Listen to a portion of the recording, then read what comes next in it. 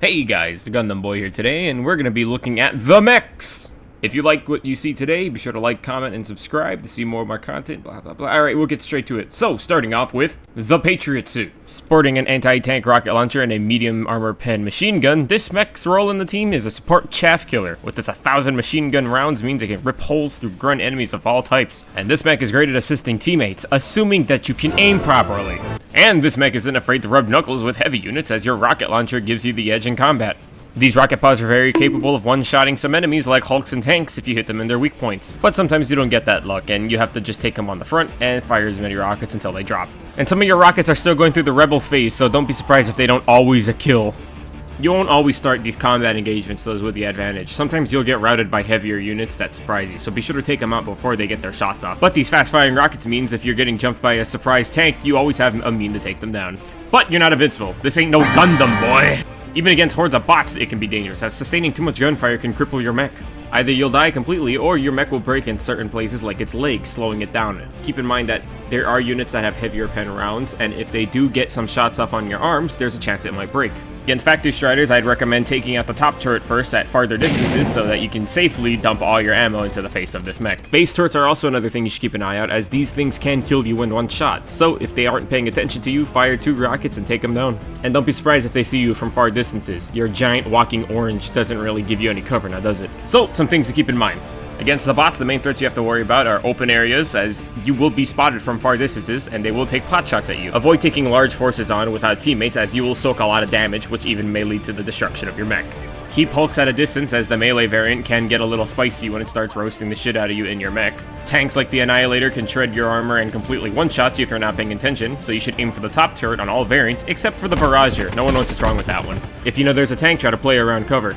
And if you're going to take down the discount AT-AT, aim for the top turret and then aim for the chin gun so you can take down all the attack weapons to avoid your mech getting gunned up too badly.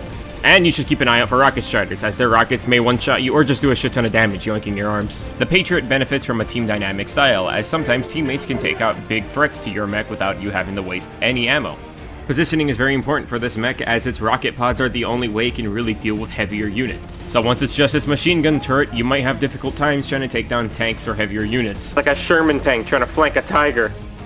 Now moving over to the second production of Mech, the Emancipator, dropping the MG in favor of blowing them up, wielding autocannons stolen from several Pelican dropships. This mech has explosive anti-tank rounds, making it the DPS of the team. With 100 shots in both arms allows this mech to gun down all units it comes across. And while it's not limited to only being an anti-tank mech, it has the ability to wipe out crowds of enemies. I mean, your limited ammo though will run you through your shots much sooner, so fire sparingly.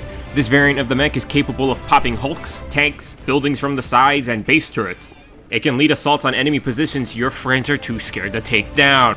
This mech is better versed to fight all targets, proving autocannon mains again that their weapon is the best in the game, even when it's strapped to the side of a lunchbox. Even when bot drops try to drop enemies right on top of you, you have the ability to completely wipe them clean. Against bugs, this has much less of a challenge, as the bugs don't shoot back. Well, except for the motor spewers. Yeah, fucking freaking nature.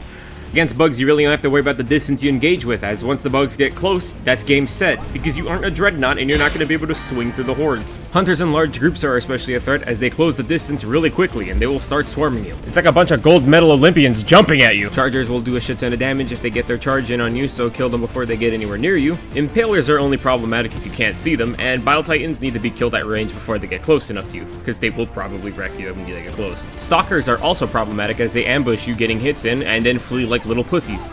And since they're more agile than you expect them to outmaneuver you. So now we're going to go and talk about tips and facts about using the mechs. Your mech is affected by storm weather. A teammate Taurus, he has learned that the mech can traverse through water through certain depths, but once you exceed a certain limit, you will get out of your mech and drown. This can be used in situations where the planet has large bodies of water you need to cross, basically ferrying teammates from one side to another. Though just be careful again about how deep you go, because you will get out and drown. And in an unfortunate study, we found out that the mech does not stand on the other mech too well. That's a bummer. Shield generator relays are perfect for mechs, as this will provide them a giant safe space to stand within to defend points of interest. Scout armor is perfect for situations where you are in low visibility environments or in heavily forested areas to help you keep an eye out for enemy automatons. And if the joke that I made at the beginning of the video didn't make any sense to you, automatons and bugs will notice you from far distances as you are a giant stomping war machine. And before you call down your mech, it's always good to clear out areas that might destroy your mech, because it's going to kind of be a sore loser moment when you realize you have to wait another 4 minutes. For rookie pilots, I would recommend to avoid these kind of missions where you have to take on command bunkers, as they will severely outgun you. It's very important that you guys take down the turrets before you get too close. And if you're playing with randoms, assume that they think you're a Hulk, because they might kill you. Also, when you're running around in the field of the mech, look out for hell bombs, because that is unhealthy for their diet. And this is what happens to your mech when it takes too much damage on its arms. Yeah, now it's just kind of a big old wheelchair. 1 mech is pretty good, but 2 mechs is pretty dangerous. Having one teammate run the Patriot while you run the Emancipator is a great way to have full control over the battlefield, as you can target all the heavy units while they focus on all the chaff enemies. And that's the end of my video. I think the mechs could totally use an update though. Having only 2 mechs you can call in kind of limits the use of these guys in the field, and it's unfortunate because they're really good assets in the battlefield. I think if we had a stratagem backpack that would like specifically repair and reload mechs, that would be a perfect way to keep their 2 mech only in situation. Otherwise, be sure to like, comment, subscribe if you guys enjoyed today's video, and be sure to leave some tips in the comments down below if you have any. Alright, you guys have a good one.